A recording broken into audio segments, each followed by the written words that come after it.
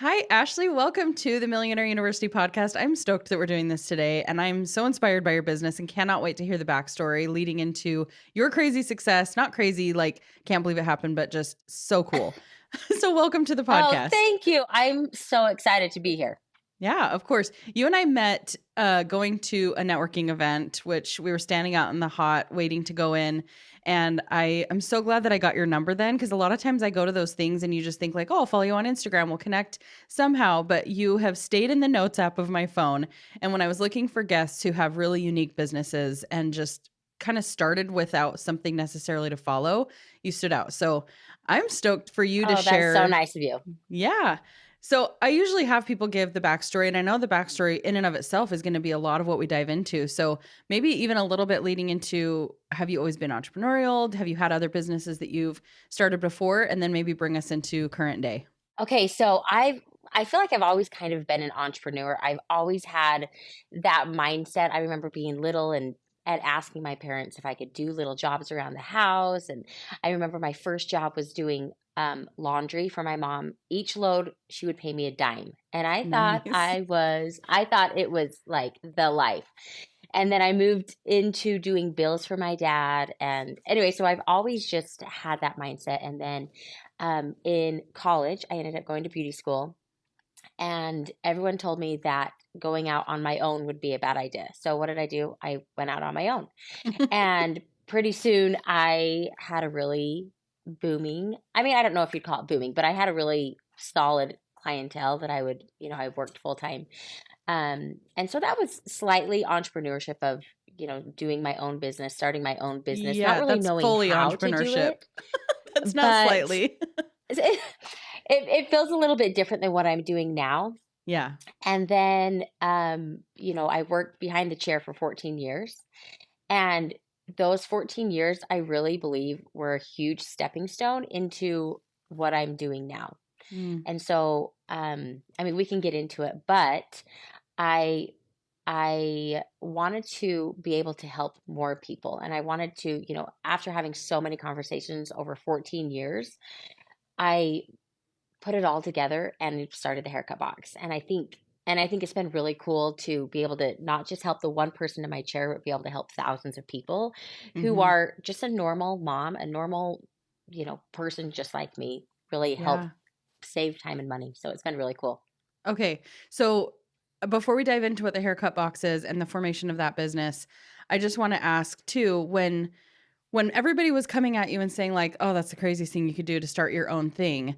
What do you feel like you did differently that actually made it succeed? And what was kind of like the thing that pushed you into doing that even though it might not have been the safest bet? Cuz I know having a sister who's gone to hair school and lots of friends who did that the normal path, the natural path that most women follow Hmm. is they go work for somebody else's salon for a while, build up their clientele, and then they eventually start their own. And you just dived right into the deep end of the water. So what kind of motivated that? Because that's pretty entrepreneurial just to say, I'm not working for someone else. I'm doing my thing, which was a lot more work, I'm sure. But walk Right. me through that season of life and why that felt like the right choice for you. Well, first of all, I've never wanted to work for someone else. And I've always wanted to have the freedom of being able to do things the way I want to do things. Hmm. And so it felt like the right choice to me because when I was in beauty school, I felt like it wasn't just this transaction that was happening. It was like I was giving them more than just a good hairstyle, right? We Mm. created a connection. And so even in beauty school, I was probably the most requested student. And and I felt like if I can do that in beauty school of all places, there's no question in my brain that I can do that in real life. Mm. And so I think the what pushed me into that was giving people more than they expected. And I knew that I could do that. And so when I could create my own atmosphere and create my own experience for people, um, in beauty school, I just replicated that same thing and even more so in my own salon. So I just had a Mm. salon off the side of my home, and it was amazing. Um, and it was, I mean, it took a lot of guts, honestly, because Yeah. I started with nothing and eventually turned it into something pretty cool.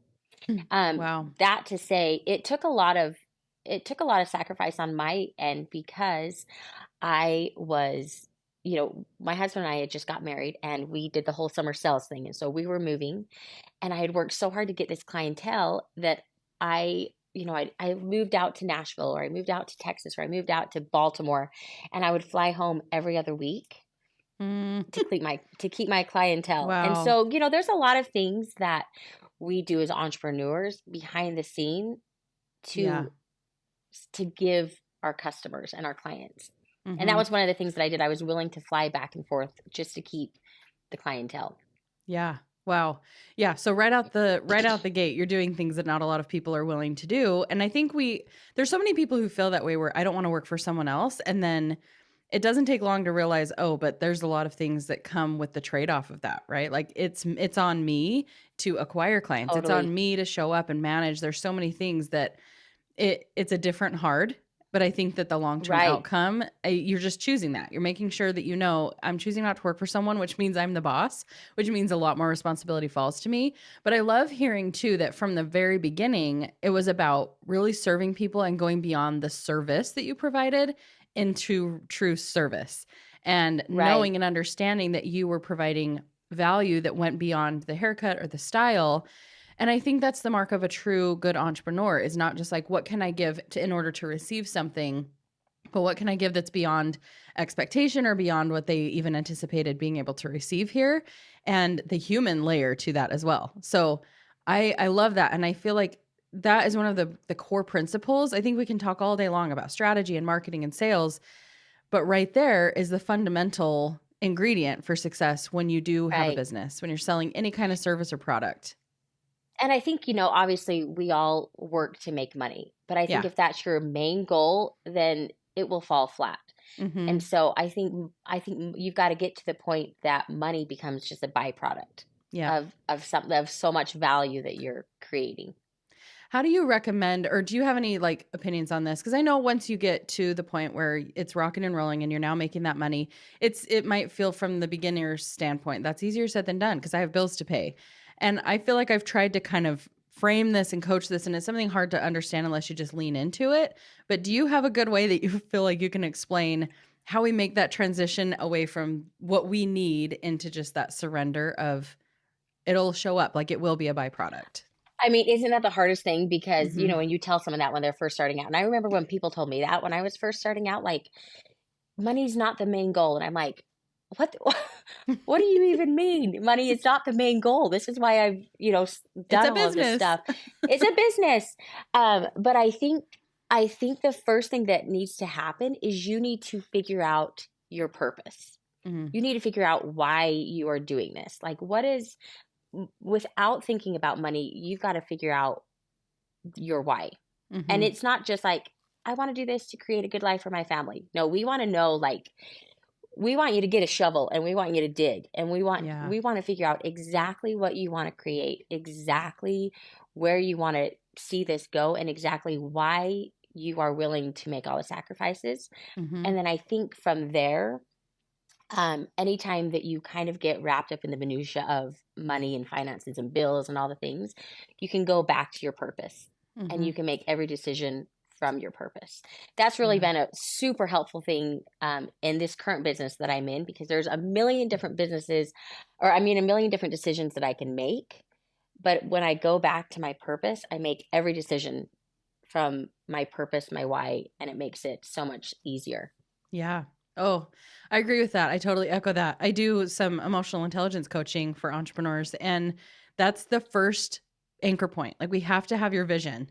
And I think a lot of people start businesses by like picking something they can sell or a service they can do, and they don't bring it into the full scope and the full picture of, okay, well, what do I want my life to look like? Not just the business even, but how do I want this to fit into the kind of mother I want to be, the kind of home I want to create, my physical well-being, my spiritual well-being, all of those things have to be factored in, because then when you can create a picture that's so real, and this is kind of what the case was for me when I first started listening to what was kind of a prior iteration of this podcast, is I was capturing this image of what could be for my life that I had never even considered. It was kind of like, wait, it doesn't have to be this. I can have whatever I want.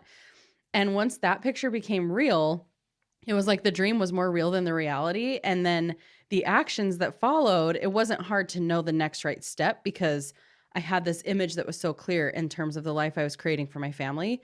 And so then it just, I think that helps. And that is what leads to the ability to just kind of let go and say, yeah, of course there's going to be money involved because this is a business and there's things that I need provision and I trust the process. And I'm just going to keep doing the Right. next right thing that gets me there. I think that's a huge it's a huge hurdle that every entrepreneur needs to cross, but once you do, I feel like it's game changer. Like it is the It game is point. it is it is seriously such a game changer, and it's crazy how much more fulfilled you are when you create value Yeah. for value, instead of like, Yep. I'm just going to give you this and I just want your money. It's like Yeah. I am doing all I can. And it's really interesting you say that because the KPIs, key performance indicators.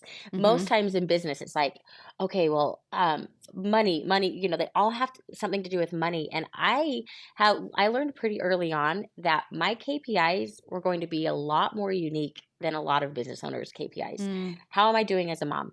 How am I doing as a human? How am I doing as a wife? How am I doing? You know what I mean? And Yeah. so it's like, it's not just so money driven that it makes my business empty. And I Yeah. think and I think I think it can happen for every business.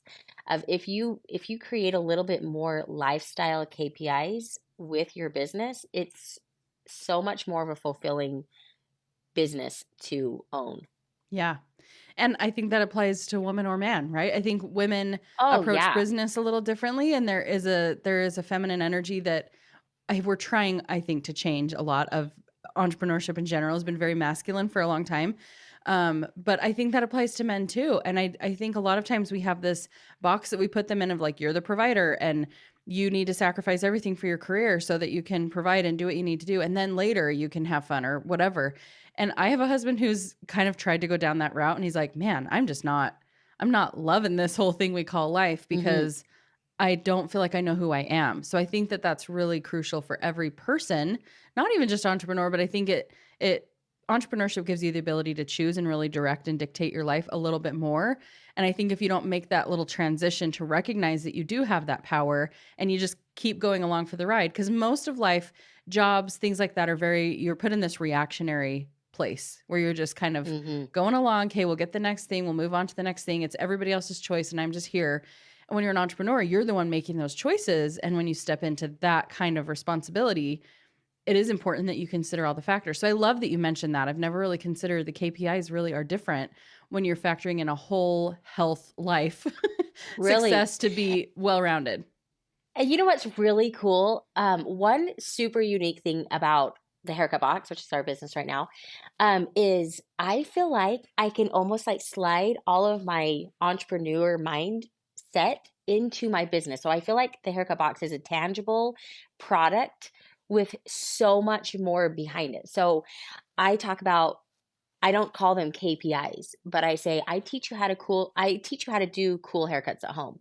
But what I'm really giving you is I'm really giving you an opportunity to create a little bit more convenience in your life.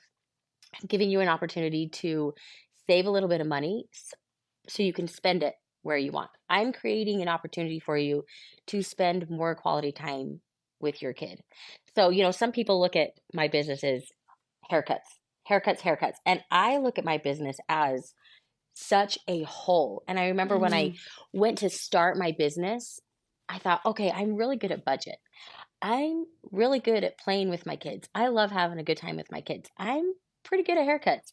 I'm pretty good at, there was a few things that I thought that I could start a business on, but none of them felt like the right direction. yeah. And then when it all fell into place of I could teach a skill to then be able to teach this whole umbrella of things that I'm passionate about, that's where it hit home. So I love talking business because I feel like in a backwards way, I get to do that on a daily basis, Hmm. you know, talking Yeah. about my business. I love it. Oh my gosh. Okay. So now that we've teased enough about this, can you tell the audience what the haircut box is and its like baby story and how it came to be?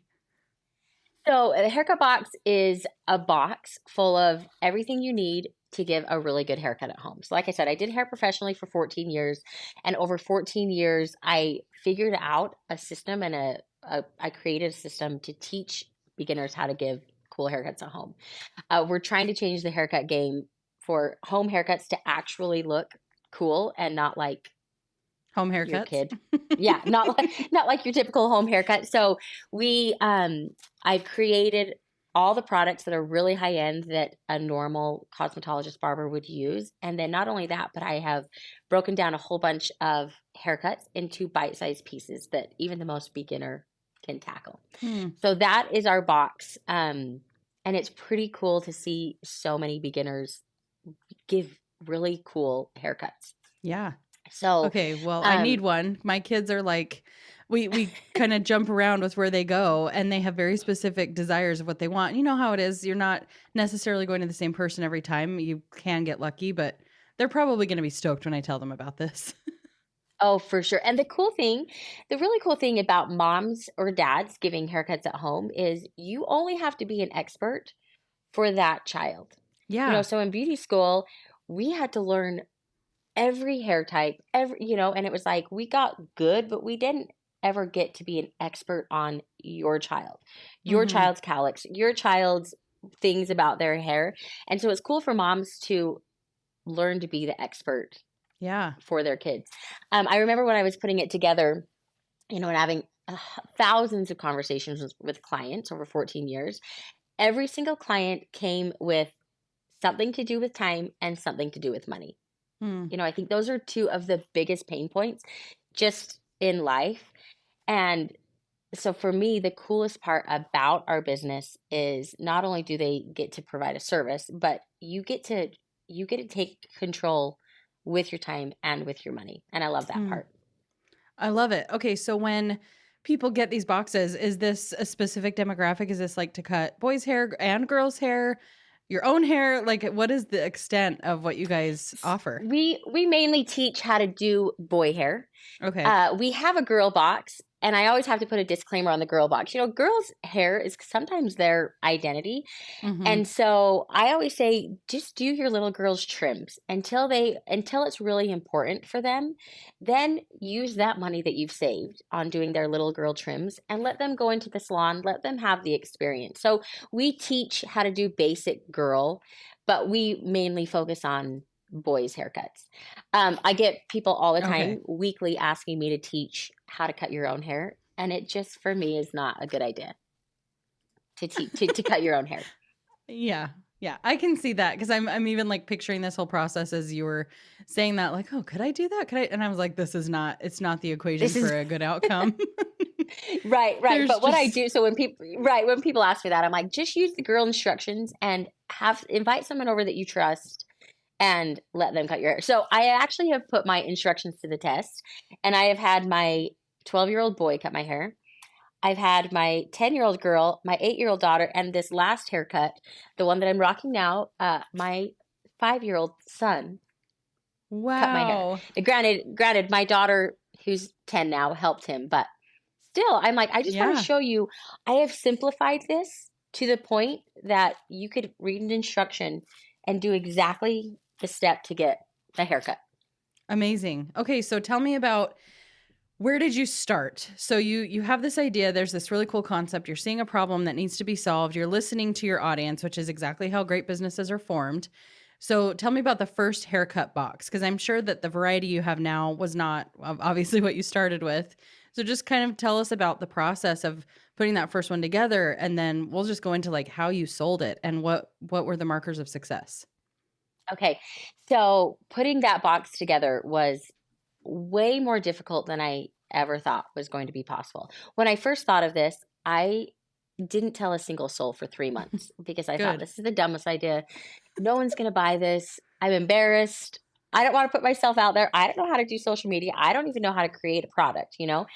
And so I kind of got over myself and I just started. I just started and I researched and researched and researched and I decided I was going to start with clippers. And so I bought over 100 pair of clippers.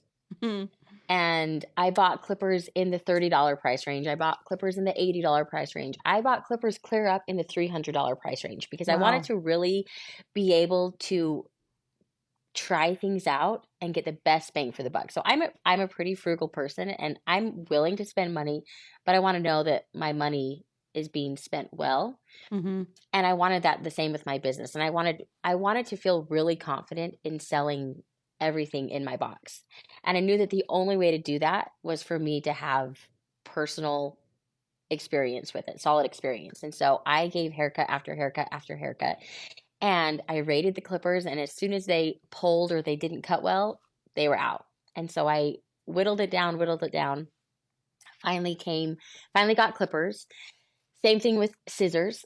I tried out so many scissors and never found a scissor that was in the correct price range that I thought Mm. people would buy. And so I started creating my own pair of scissors. That took months. And so every product that is in the box, I've started with dozens and dozens and whittled it down to Mm. the best product for the best price. So everything in your box is really high end, but also very affordable. So the boxes should cost like 3 times the amount, but we've been able to manufacture in bulk to where we've gotten a pretty good price. Wow. And so that's where I started. I knew that I wanted to be super confident in people spending their money. And Mhm. I didn't want just a quick hit. I wanted to sell an experience, and I wanted to sell an investment. And so that was really important to me, to not just get a super cheap box, cheap tools, um, into people's hands. Yeah. And so I started with the products, and then I started putting my cosmetology brain down on paper. So I wrote out my very first haircut, and it was like 3 pages long.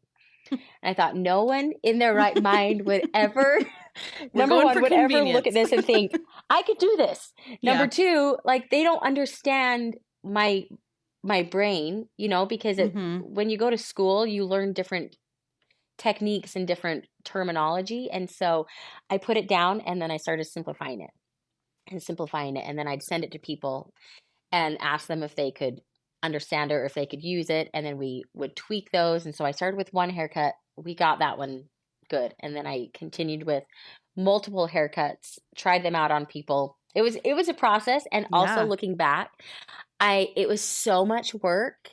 And I'm so grateful for the overkill of work that was put in to create a really solid foundation. Yeah. Well, because if we go back to the beginning of your whole journey in business, it matches the same exact approach and effort that you put into it. Like this isn't enough just to sell the tangible. I have to provide a higher level of quality. The output needs to be more than the input. So I love that. And I think that in a world of instant gratification and like this fast pace, let's just get something out there, digital, physical, whatever it may be, that there's so much less focus on that intentional, thoughtful, time that needs to go into developing something that's really, really great. So it's no shock to know that you're doing really well in the business because you approached it and treated it like a business and like an offer that was really, truly meant to serve someone and not just, oh, how can I add another income stream or how can I, Right. be able to step away from the chair and finally just be able to like have that laptop lifestyle. It was really Right. thought out from the position of service. So I knew that I would see that consistent thread throughout this story, and for sure that we're seeing that now. So I love it, and I don't know how anybody hearing this couldn't be inspired to maybe take a look at their own endeavors and maybe things they're planning or maybe a current business they're doing and see, is this a missing piece that I'm not incorporating? Because I think when you take out the end user and you really think about them and know what they want, then that's why a lot of times the product market fit isn't there. Because I think somebody could have done exactly what you're doing, done it as quickly as possible, just with the numbers in mind and not be where you are right now. So I love Totally. And that. it was interesting because there's a lot of voices that come at you when you're trying to do something new. And Yeah. I remember someone specifically said, "You mean to tell me that you want to sell stuff online?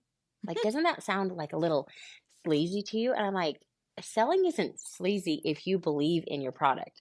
Yeah. And I think when it's just like this quick hit, that's when it can feel a little empty. But when when you get excited, at, over every purchase, not because of the exchange of money, but the exchange of the value that you're giving, that's Mhm. when you know that it's a solid product. And Yeah. um, I think deep down we all know, because I really had to just stay true, like I said earlier, what was my purpose of this business? Mhm. And, when those voices are coming, I just had to go back of my purpose of this business is X, Y, and Z. Yeah. And it doesn't matter what anyone else thinks. This is my business. I am the business owner and I get to make these decisions. Whether it took me a few extra months, I'm so grateful that we started with a solid foundation, because I never felt like I had to just like grapple at, grasp at different pieces. I had a Yeah. solid foundation and I was super confident. Yeah. Well, when you first said you didn't tell anyone for 3 months and I said, "Good," I was more meaning like, we know what happens when you talk about the idea too soon because those voices of people like saying, "Isn't that kind of sleazy to sell something?" Or "How could that even work?" I interviewed somebody recently, we talked about, if anything, don't even position your idea as though it's your idea. Just say, "Wouldn't it be cool if this existed?" Because I think people immediately get into either they want to protect you or they're threatened by the idea or they just don't have the vision.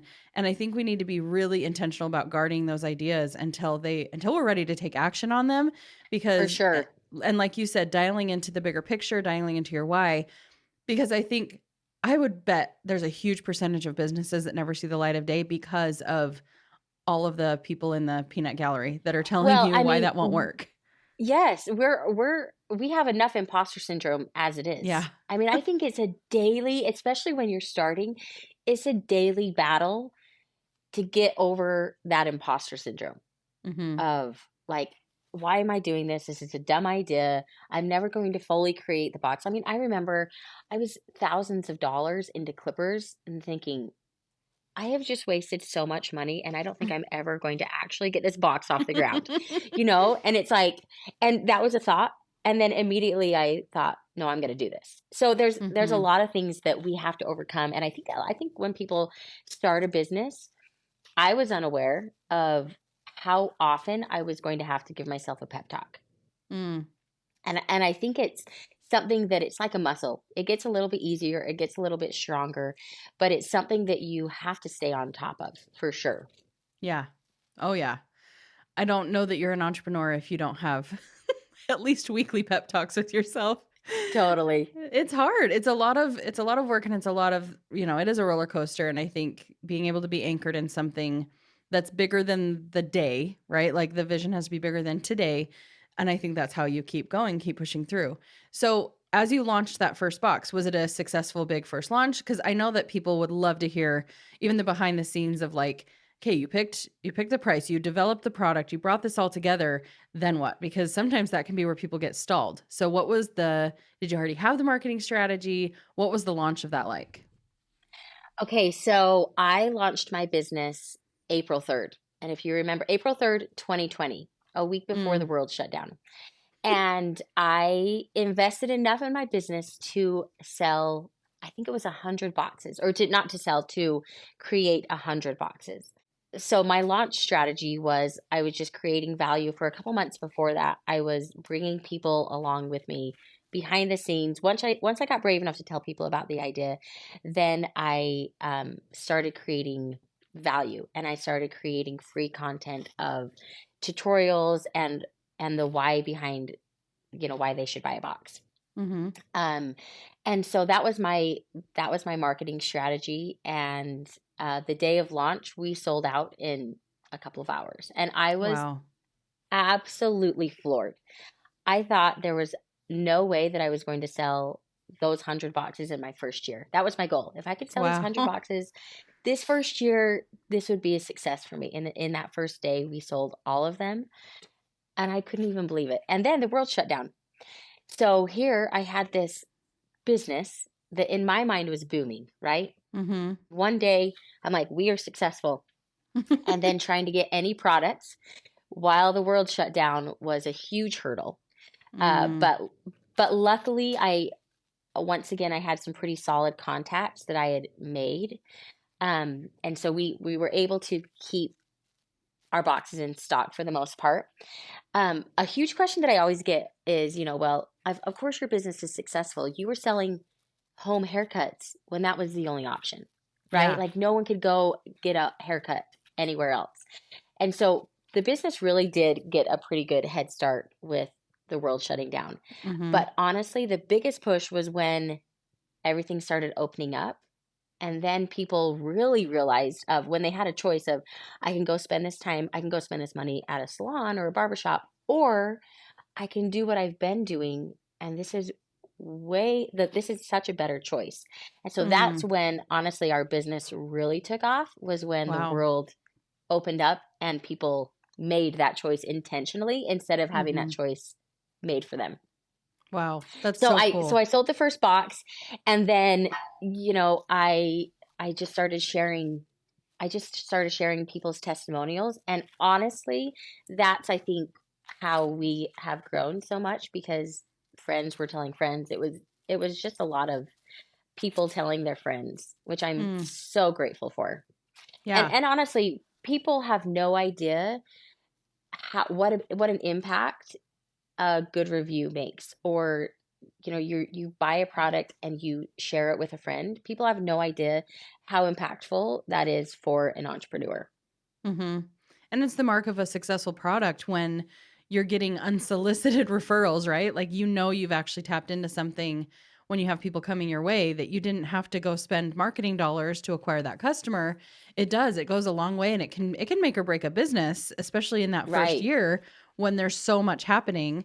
Um, there's so many things that are expenses, and as you're trying to build that initial core audience, like, yeah, the referrals go a long way. What was like your number one feeder? I know you just said like referrals and everything. What was second to that? Were you doing influencer marketing? Were you focusing on like ads? What was kind of your primary source of bringing in new customers?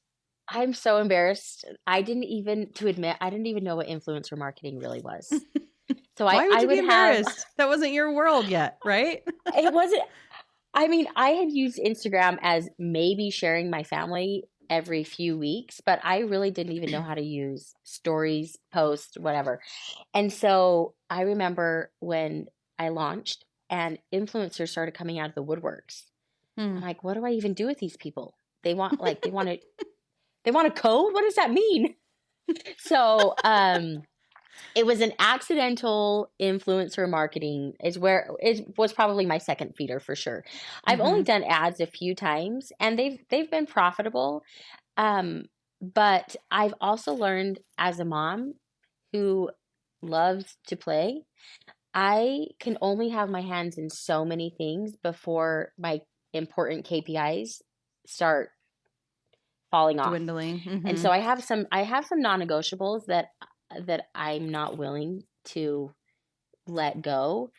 And so I don't do a ton of ads, just for that number one reason. Not because they're Yeah. not successful, just because I want to stay the mom I want to be the wife I want to be the human I want to be. You know what I mean? Yeah. Yep. So 100%. it was an accidental influencer marketing that was my second feeder for sure. And Okay. still to this day, we reach out often, but we mainly have people come to us, which is Mm-hmm. pretty cool. Yeah, that's really cool. So, as you went from that first box, and I have two questions. First of all, tell us about the scaling, how you introduced new ones, and how that went, and where you saw the need for more product.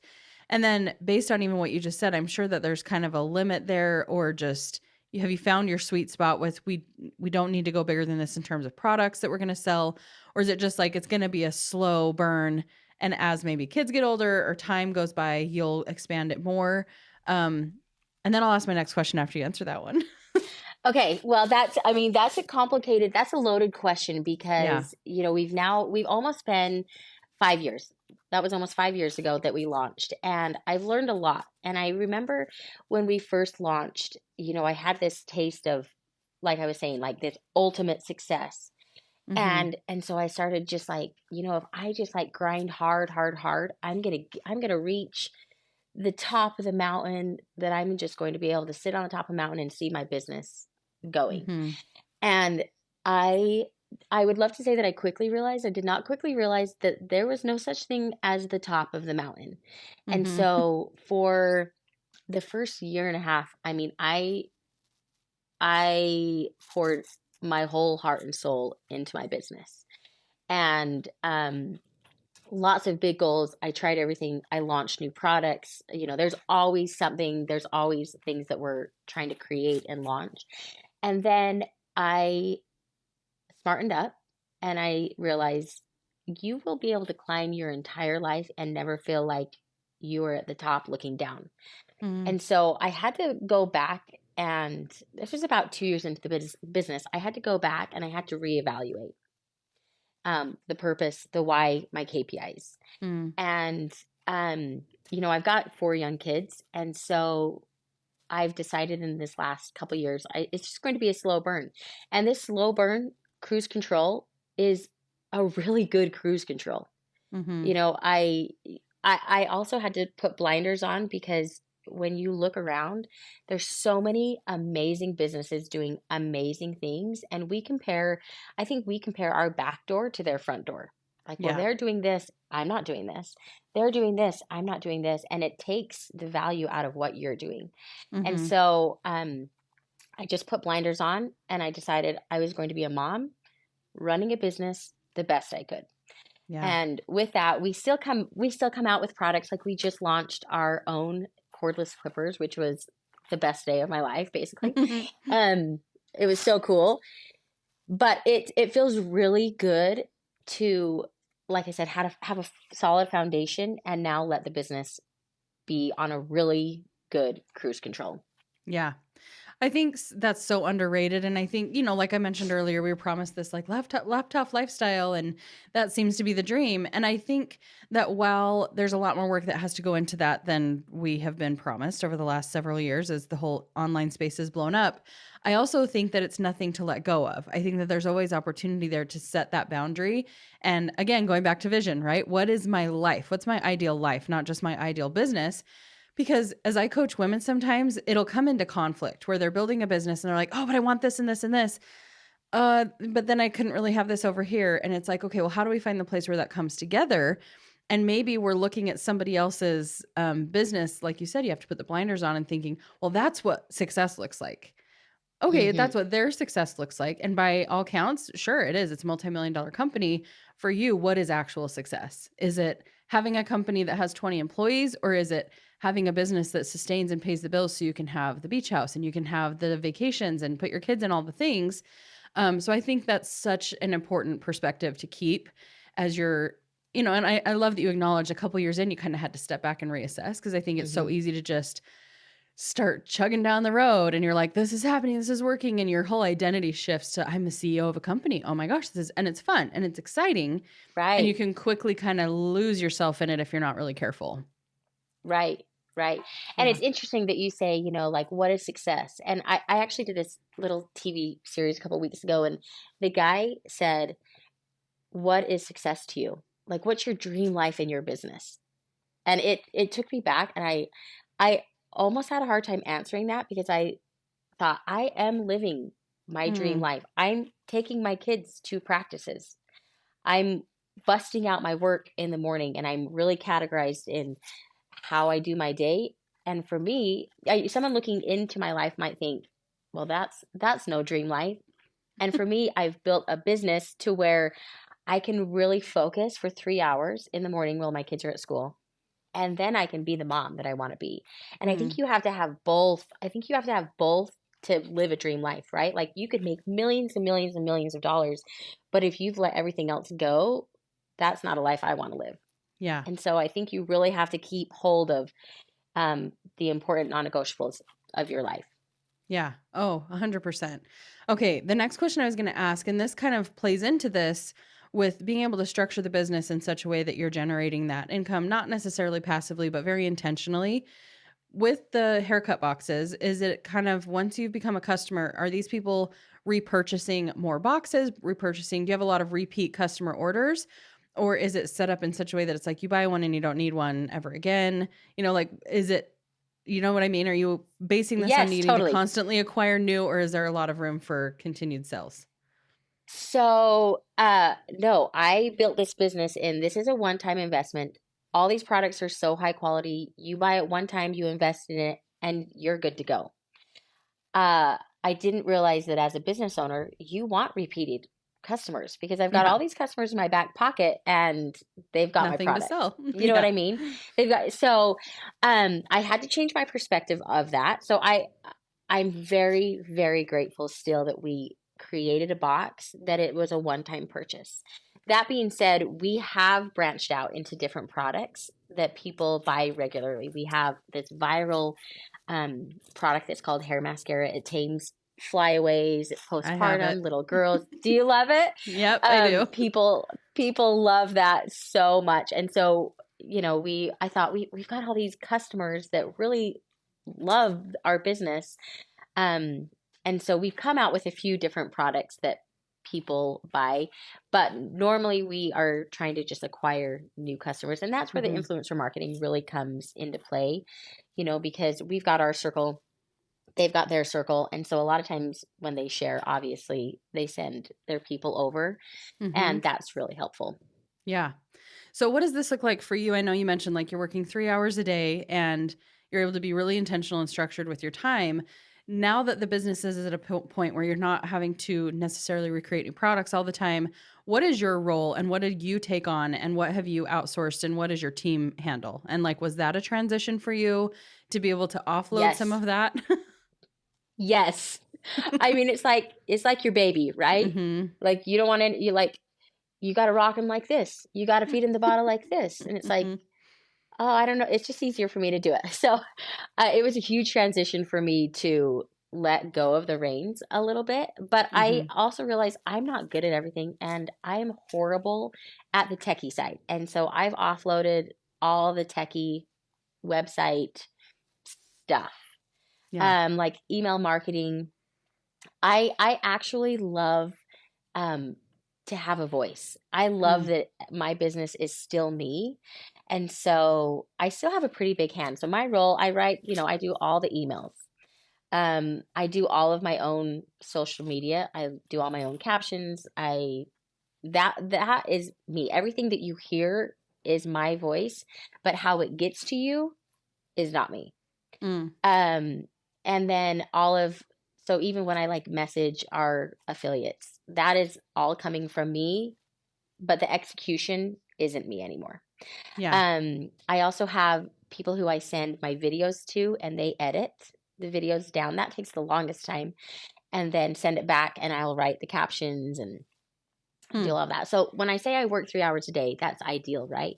That's when I got things going on really good. Hmm. But I think one of the biggest things about being an entrepreneur is you're physically working and you're emotionally working. And Yeah. so I really have to work on shutting my brain off and being present in the current situation that I'm in. So Yeah. usually I just work 3 hours in the morning physically, and then during the day, You're just we'll mentally a little bit. yeah, but I've gotten a lot better, after the 2 year. Hmm. We'll call it the 2 year itch.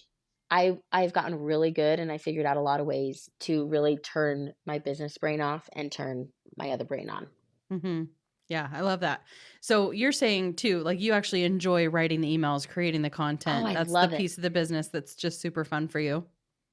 Well, and I think I like it because I built my business on our family, right? Hmm. And um, so for me, it's just like this fountain of I could talk all day about why this has worked for us and why I created this. So I actually, uh, a big inspiration to the haircut box was my grandma. She had 9 kids, and she cut all their hair at home, and she physically paid herself in a jar because she wanted a grand piano Wow. and was able to buy a grand piano. And then once she bought the grand piano, she decided she wanted an organ. So she bought an organ, and it was all on haircut money. And so I feel like for me, my business is our family. And like we don't live an extravagant life, but we live a pretty great life. And a lot of that is intentionally saving where we can so we can spend where we want. So Hmm. even when I was doing hair 14 years ago, I would have people all the time. They would ask me about finances all the time. And it's not like we ever made a lot of money, but we always did fun things, or we would buy like a dirt bike, or you know what I mean? Yeah. And so it was a chance for me to almost teach, like, you've got to save on some things so you can spend on other things. So what is important to you may not be important to someone else. And so there was a lot of things that I would save on and a lot of things that I would spend on that were different Mm-hmm. and not the popular choice, I guess. And Yeah. so because of that, I like to have my voice in the business. Mm-hmm. That's how I feel like I'm creating value, and I'm showing our lifestyle to hopefully inspire other people of, like, this is what you could do Mm-hmm. by Well, buying our box. yeah, and you're leveraging what you live, right? Like we do that in coaching as well. It's like nobody wants to nobody wants it's funny that we're talking about that. Nobody wants to get their hair cut by somebody who has a terrible hairstyle. Nobody wants to get coached by somebody who doesn't practice the thing that they're helping you to do. And, Yes. people resonate so much more with a founder story when you're able to communicate daily or however regularly. This is why we do this, and this is what your life can look like when you lean into choices like this. And then Mm-hmm. it no longer just becomes Right. a haircut box. It's like this entry level point and decision into taking a little more intentional control of your spending and your time. And so I love that there's more of a movement attached to it than just a Mm-hmm. product at the end of the day. Again, it goes back to your For service sure. based approach to business, which is probably why you're so successful. I love it, and I honestly love practicing what I preach. I Hmm. love that, and I think, I think when we hear a founder story, I that's one thing, and I think that's really, really impactful. But when you can see the founder's story continue, Hmm. I think that is when it is like, whoa, they didn't just create this story and then it took off and they're done. They are continuing to do what they've always done. Hmm.